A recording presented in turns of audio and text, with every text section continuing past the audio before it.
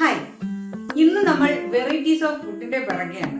Bun Musca, puttu ice cream, ഇഷ്ടപ്പെട്ട ആഹാരം കഴിക്കാനോ സമയവും സന്ദർഭവും നോക്കാതെ പോകുന്നവരാണ് നമ്മളിൽ കൂടുതൽ പേര്.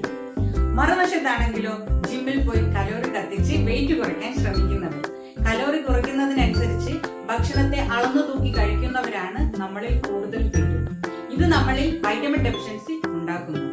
ഉദാഹരണം പറയുകയാണെങ്കിൽ സിങ്ക് കുറഞ്ഞ മുടികൊഴിച്ചിൽ വരാം, പ്രോട്ടീൻ കുറഞ്ഞ സ്കിൻ ലൂസ് ആകാനും ഫേസിൽ ക്ഷീണം കാണാനും, വൈറ്റമിൻ സി കുറഞ്ഞ ചർമ്മരോഗങ്ങൾ വരാനും സാധ്യത കൂടുതലാണ്.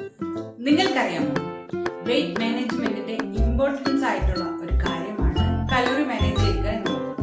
ഇതിന് കൃത്യമായ ഒരു കോച്ചിന്റെ ഗൈഡൻസ് നമുക്ക് ആവശ്യമാണ്. ഇതുപോലെ അൺഹെൽത്തി സിറ്റുവേഷനിൽ ഇരുന്ന ആളായിരുന്നു ഞാൻ.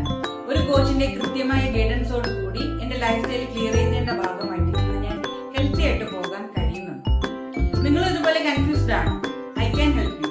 നിങ്ങൾ ചെയ്യേണ്ടത് ഇത്ര മാത്രം. താഴെ കാണുന്ന